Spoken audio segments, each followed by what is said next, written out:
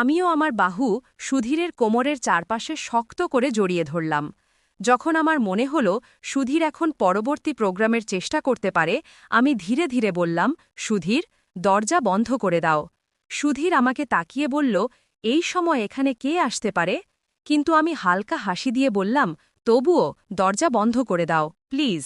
সুধীর আমাকে ছেড়ে দিয়ে দরজা বন্ধ করল এবং আবার আমাকে তার দিকে টেনে নিল।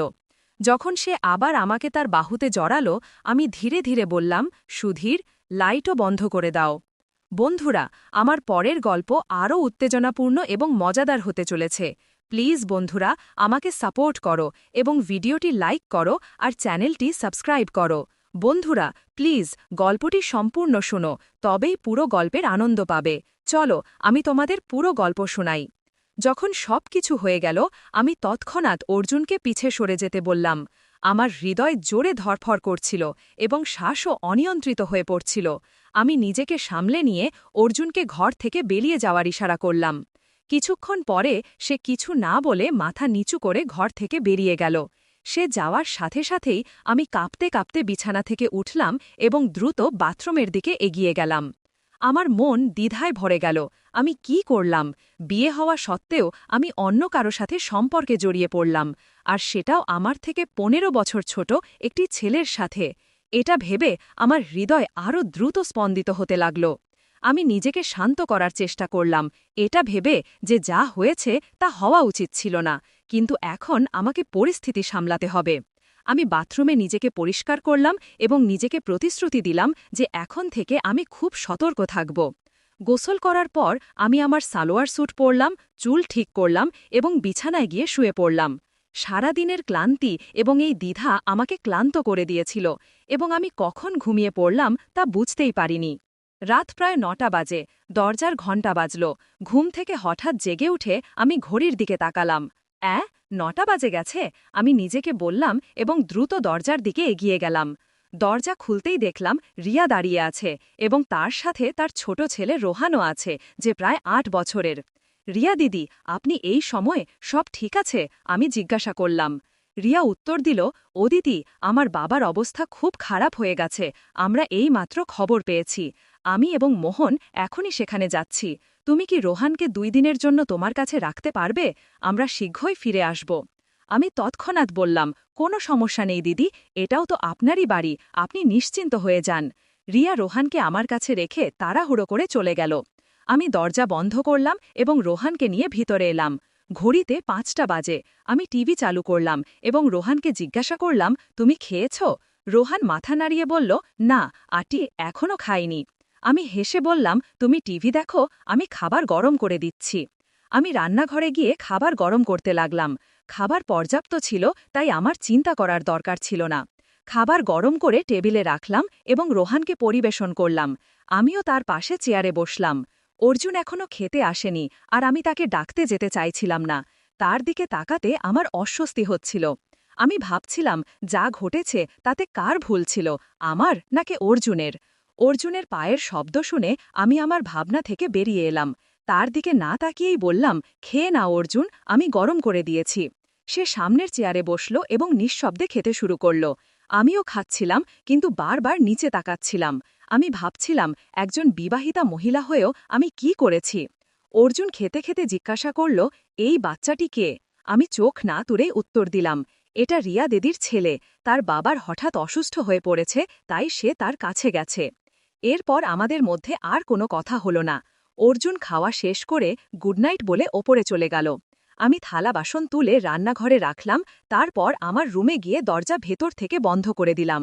রোহান বিছানায় শুয়ে পড়েছিল এবং দ্রুত ঘুমিয়ে পড়ল, কিন্তু আমি জেগে রইলাম। বিকেলের ছোট্ট ঘুমের কারণে এখন ঘুম আসছিল না, আর আজকের দিনটি আমার জীবনে একটি নতুন মোড় এনে দিয়েছিল। আমার হৃদয় ও মনের মধ্যে যুদ্ধ চলছিল।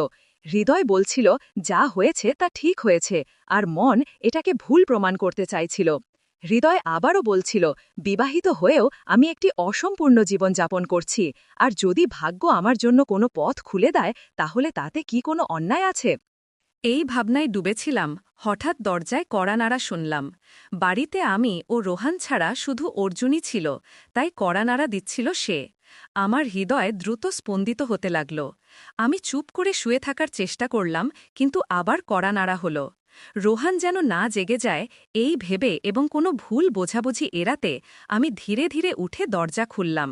সামনে অর্জুন দাঁড়িয়েছিল। তাকে দেখে আমি একটু চমকে গিয়ে বললাম, এখন কি, কেন এসেছ? অর্জুন মৃদুস্বরে জিজ্ঞাসা করল, দিদি, আমি কি ভেতরে আসতে পারি? আমি তাকে না করে বললাম, না, তুমি যাও। এত বলেই দরজা বন্ধ করে দিলাম। আমার শ্বাস দ্রুত হচ্ছিল আর মনে অনেক প্রশ্ন উকি দিচ্ছিল। আমি ভাবতে লাগলাম, সে কেন ভেতরে আসতে চায়? সে কি আবার কোনো ভুল করবে? না, তা হতে পারে না। রোহানও তো রুমে আছে। একবার যে ভুল হয়ে গেছে তাই যথেষ্ট। এখন আর তা হতে পারে না। কিন্তু ঠিক তখনই আমার হৃদয়ের এক কোণ থেকে আরেকটি কণ্ঠ ভেসে এলো, তাহলে কি হবে যদি তাই হয়? শেষ পর্যন্ত সবার জীবনে এমন মুহূর্ত আসে। এখন যখন একবার হয়ে গেছে, তাহলে যদি আবার হয় তাতে কি আসে যায়? গত কয়েক বছর ধরে তুমি নিজেকে সংযত রেখেছ। এখন যখন সুযোগ এসেছে তখন এড়িয়ে যাওয়া ঠিক নয়। জীবনে এমন সুযোগ বারবার আসে না। আমি বিছানায় বসে ভাবনায় ডুবে গেলাম। যদি সুযোগ এসে থাকে তাহলে কি তা ছেড়ে দিতে হবে? গত কয়েক বছর ধরে জীবন এক জায়গায় আটকে আছে, আর এটাও সেরকমই কেটে যাবে। অর্জুন এখনও যুবক, তার জীবনে আরও সুযোগ আসবে। কিন্তু আমার জন্য, আমার তো এই একটি মাত্র সুযোগ। আমিও কি জীবনের স্বাদ নেবার অধিকার রাখি না? এই ভাবনায় জড়িয়ে আমার মন ও মস্তিষ্ক যুদ্ধে লিপ্ত হল। শেষ পর্যন্ত আমার হৃদয়ের কণ্ঠ মস্তিষ্কের যুক্তির ওপর জয়ী হল। অর্জুনের প্রতি আমার আগের আচরণের কথা ভেবে কিছুটা অনুতাপ হচ্ছিল। আমি হেসে উঠলাম এবং আলমারি থেকে একটি আকর্ষণীয় লাল রঙের জোড়া বের করে পরার কথা ভাবলাম। তারপর বাথরুমে গিয়ে কাপড় বদলালাম এবং রুমে এসে হালকা মেকআপ করলাম। আমি লাল রঙের হাই হিলের স্যান্ডেলও পরলাম এবং ভাবলাম, অর্জুন যদি আমার ওপর রাগও করে তবুও আমার এই রূপ দেখে নিশ্চয়ই খুশি হবে। আমি রোহানের গভীর ঘুমের বিষয়ে নিশ্চিত হয়ে রুমের লাইট বন্ধ করে ধীরে ধীরে সিঁড়ি বেয়ে ওপরে উঠতে লাগলাম। আমার হৃদয় দ্রুত স্পন্দিত হচ্ছিল। যখন ওপরে পৌঁছালাম দেখলাম অর্জুনের রুমের দরজা খোলা এবং ভেতরে হালকা আলো জ্বলছিল। কিন্তু ভেতরে তাকিয়ে দেখলাম অর্জুন সেখানে নেই। পিছনে কারো পায়ের শব্দ শুনে ফিরে তাকালাম। অর্জুনের হাতে একটি গ্লাস ছিল। মনে হচ্ছিল সে ছাদে কিছু সময় কাটিয়ে এসেছে। অর্জুন আমার কাছে এগিয়ে এলো। আমি সংকোচে জিজ্ঞাসা করলাম, তুমি এখনো ঘুমাওনি? অর্জুন এগিয়ে এসে আমার একটি হাত আমার হাত ধরে ফেলল। তার কাছাকাছি আসায় আমার হৃদস্পন্দন বেড়ে গেল। অর্জুন হেসে বলল, আমি নিশ্চিত ছিলাম তুমি আসবে। সে ধীরে ধীরে আমাকে তার দিকে টেনে নিল এবং আমি কোনো প্রতিরোধ ছাড়াই তার কাছে চলে গেলাম। অর্জুন আমাকে তার বাহুতে জড়িয়ে ধরল এবং এই নিকটতায় আমি এক অদ্ভুত শান্তি অনুভব করলাম। আমি অর্জুনের বুকের মধ্যে আমার মুখ লুকিয়ে ফেললাম এবং ধীরে ধীরে বললাম, অর্জুন, আমি ভয় পাচ্ছি। অর্জুন আমাকে আরও স্নেহের সাথে তার বাহুতে চেপে ধরল এবং জিজ্ঞাসা করল, কিসের ভাবি? আমি তার বাহুতে কিছুটা অস্বস্তি অনুভব করছিলাম, কিন্তু এক অদ্ভুত আকর্ষণও অনুভব করছিলাম। আমি ধীরে ধীরে ফিসফিস করে বললাম, দেখে ফেলবে না তো? অর্জুন শান্ত স্বরে বলল, এখানে আর কে আছে যে দেখবে? আমি চিন্তিত হয়ে বললাম, নিচে রোহান আছে, সে জেগে উঠতে পারে। অর্জুন আমাকে আশ্বস্ত করে বলল, ও এখনো ছোট, সে কিছু বুঝবে না। আমার চিন্তা রয়ে গেল। আমি কিছুক্ষণ থেমে বললাম, কিন্তু যদি কিছু ভুল হয়ে যায়? অর্জুন কিছু বুঝতে না পেরে জিজ্ঞাসা করল, কি বলতে চাইছ?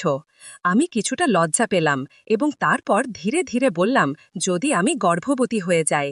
এই কথা শুনে অর্জুন আমাকে শান্ত করে বলল, এমন কিছু হবে না। সে আমাকে বিশ্বাস দেওয়ার জন্য আমার পিঠে হালকা করে চাপড় দিল। আমি তার দিকে প্রশ্নভরা দৃষ্টিতে তাকালাম। তখন অর্জুন হেসে বলল, যদি তোমার কোনো চিন্তা থাকে আমি বাজার থেকে ওষুধ নিয়ে আসব। আমি অর্জুনের কথায় হালকা হাসলাম এবং আমার মাথা নিচু করে দিলাম। অর্জুন আমাকে আরও কাছে টেনে নিল, কিন্তু আমি সাহস করে বললাম, অর্জুন, এখন না, এখানে না। অর্জুন আমার ইঙ্গিত বুঝে নিল এবং আমার হাত ধরে আমাকে তার ঘরের দিকে নিয়ে গেল। যখন আমি ঘরে পৌঁছালাম আমার হৃদস্পন্দন বেড়ে গেল। সন্ধ্যায় যা কিছু ঘটেছিল তা এত দ্রুত ঘটে গিয়েছিল যে আমি ঠিকভাবে বুঝতেই পারিনি। ঘরে প্রবেশ করেই অর্জুন লাইট জ্বালালো এবং তারপর ধীরে ধীরে আমাকে তার বাহুতে জড়িয়ে নিল। আমি আমার পিঠ অর্জুনের বুকের সাথে লাগিয়ে দিলাম, যদিও আমি কিছুটা ঘাবড়ে গিয়েছিলাম। অর্জুনের হাতে তখনও অর্ধেক ভরা ওয়াইনের গ্লাস ছিল। সে ধীরে ধীরে আমার গলায় তার ঠোঁট রাখল, যার ফলে আমার হৃৎস্পন্দন আরও বেড়ে গেল। অর্জুন হালকা স্বরে বলল, আজ তোমার সৌন্দর্য যেন কিছুটা বিশেষ লাগছে। অর্জুনের ঠোঁট আমার গলায় এবং তার এক হাত ধীরে ধীরে আমার কোমরের কাছে ঘুরছিল। এই নিকটতায় আমি কিছুটা বিচলিত হচ্ছিলাম, কিন্তু আমি নিজেকে নিয়ন্ত্রণ করার চেষ্টা করছিলাম। আগে আমি বিবাহিত ছিলাম, কিন্তু এমন অনুভূতি আমি কখনো অনুভব করিনি। অর্জুন আমার গলা চুমু দিয়ে বলল, তোমার সৌন্দর্য আমাকে আহত করেছে। তারপর সে তার হাতে থাকা গ্লাসটি আমার ঠোঁটের কাছে নিয়ে গিয়ে বলল, একটু খাও ভাবি। আমি তার প্রস্তাব হালকা হাসি দিয়ে প্রত্যাখ্যান করে বললাম, না অর্জুন, আমি কখনো ওয়াইন খাইনি। আমি গ্লাসটি ধীরে ধীরে আমার ঠোঁট থেকে দূরে সরিয়ে দিলাম। অর্জুন বলল, একটু খেয়ে দেখো ভাবি, যখন তোমার এই লাল ঠোঁটে এর স্বাদ লাগবে তখন এর প্রভাব আলাদা হবে। অর্জুন আবার আমার গলায় হালকা করে চুমু দিল। আমি ইতিমধ্যেই অর্জুনের কথায় হারিয়ে গিয়েছিলাম এবং তার মিষ্টি কথায় আমার সব মানসিক দ্বিধা দূর হয়ে গেল। যখন অর্জুন আবার গ্লাসটি আমার ঠোঁটের কাছে আনল, আমি কিছুটা দ্বিধা করে কিছু চুমুক নিলাম। প্রথমে এর স্বাদ কিছুটা তেতো লাগল, কিন্তু আরও কিছু চুমুক নেওয়ার পর এর স্বাদ ভালো লাগতে শুরু করল। এই সময় অর্জুন এক হাতে আমার কাঁধ হালকা করে স্পর্শ করতে থাকল এবং ধীরে ধীরে গ্লাসের সব ওয়াইন আমাকে পান করাল। এরপর অর্জুন আমাকে তার দিকে ঘুরিয়ে দিল এবং আমার দিকে তাকিয়ে বলল, ভাবি, আজ তুমি খুব সুন্দর লাগছ, আর এই হাই হিল স্যান্ডেলে তোমার নাজুক পা দেখে মনে হয় এগুলো ছুঁয়ে দেখি। আমার ওয়াইনের হালকা প্রভাব হচ্ছিল। নিজের প্রশংসা শুনে আমি প্রথমে কিছুটা লজ্জা পেলাম, কিন্তু তারপর হেসে বললাম, তাহলে কে তোমাকে রোধ করেছে? তোমার ইচ্ছা পূরণ করো। এত শুনেই অর্জুন আমার পা বড় সম্মানের সাথে হালকা করে ছুঁয়ে দেখল এবং আমার স্যান্ডেলের ফিতেগুলো মনোযোগ দিয়ে দেখল। আমি বিশ্বাস করতে পারছিলাম না যে কেউ আমাকে এত গভীরভাবে পছন্দ করতে পারে যে আমার পা এভাবে প্রশংসা করবে। আমার ভেতর এক নতুন অনুভূতি ছুটে বেড়াতে লাগল। আমার পা সম্মানের সাথে ছুঁয়ে দেখার পর অর্জুন আমাকে তার বাহুতে নিয়ে হালকা করে আমার গলায় চুমু দিল। আমিও অর্জুনের বাহুতে এক শান্তি অনুভব করছিলাম। ওয়াইনের হালকা প্রভাব আমার খুশিকে আরও বাড়িয়ে দিচ্ছিল। আমিও আমার বাহু অর্জুনের কোমরের দিকে ঘুরিয়ে দিলাম। যখন আমার মনে হল অর্জুন এখন পরবর্তী পদক্ষেপ নিতে পারে, আমি ধীরে ধীরে বললাম, অর্জুন, দরজা বন্ধ করে দাও। আমাকে দেখে বলল, এই সময়ে এখানে কে আসতে পারে? কিন্তু আমি হালকা করে হেসে বললাম, তবুও দরজাটা বন্ধ করে দাও প্লিজ। সুধীর আমাকে ছেড়ে দরজা বন্ধ করে আবার আমাকে নিজের কাছে টেনে নিল। যখন সে আবার আমাকে বাহুতে জড়াল, আমি ধীরে ধীরে বললাম, সুধীর, লাইটও বন্ধ করে দাও।